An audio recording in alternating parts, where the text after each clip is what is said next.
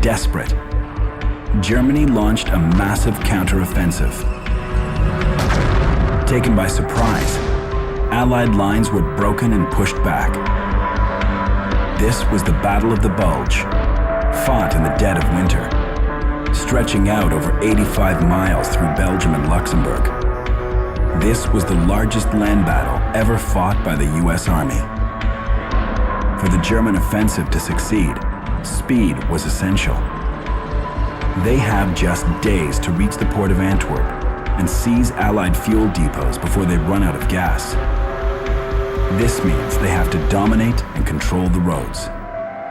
The Battle of the Bulge, at least initially, it was a battle for the roads and the crossroads. Then it was necessary to take the crossroads. And Bastogne is a very important road junction because you have there 7 roads crossing in Bastogne. Bastogne was known as the place where 7 roads to hell met and crossed. 4 M18 Hellcats would face a do-or-die moment in the war. Would they be able to beat back the German onslaught and hold their line?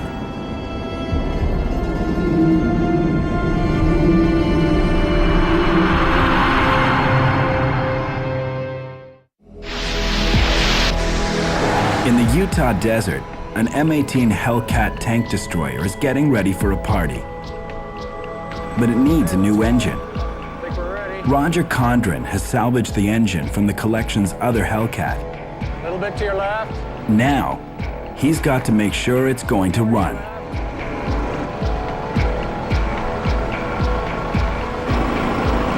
Okay, that's good.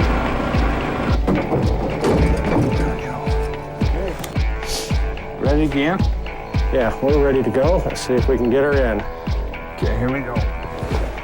Even though this Hellcat is easy to repair, the crew still needs to finesse the engine's fit. Can I help? Roger tries to connect the drive shaft to the engine output shaft.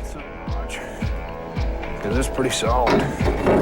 Where's that real easy button when you need it?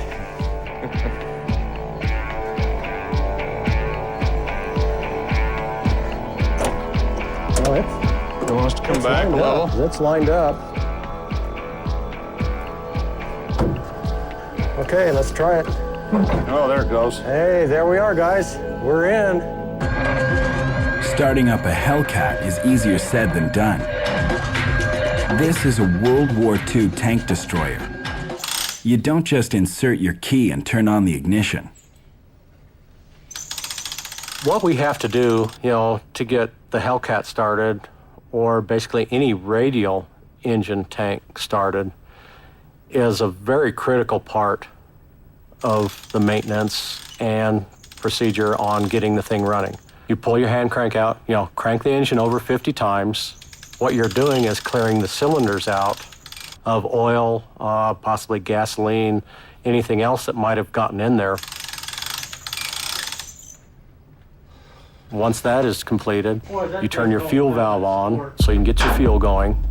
You then turn on your master power switch so you have power to the starter and all your gauges.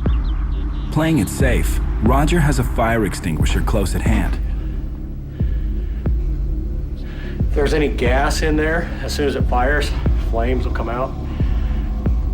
So anytime you start up a radial engine, you need to be wary of fuel fires. Rather be safe than sorry. Shall we hit it? Yeah, let's give her a go. Okay. This is a big moment for Roger and the whole team. Will the replacement engine actually work?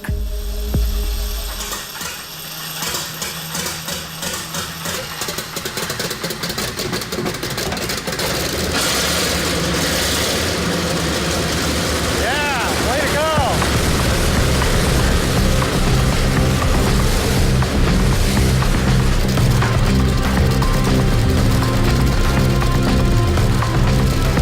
All these years later, the Hellcat doesn't let the crew down. The tank destroyer is ready for action. Boy, that was sweet. That was. Everything looks good back here. Yeah, looks good. Wish they all started like this. All right. I like it when it does that. That was an excellent feeling. seeing that baby start up, the smoke coming out, a little bit of oil coming out, just the rumble of the engine. Well, let me turn the fuel off, and we could finish buttoning her up.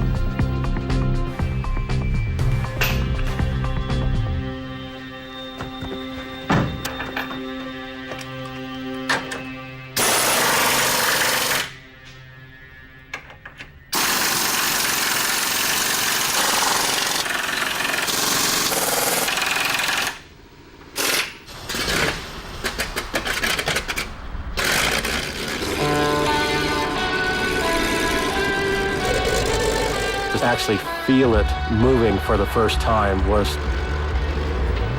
a feeling that it's really hard to describe.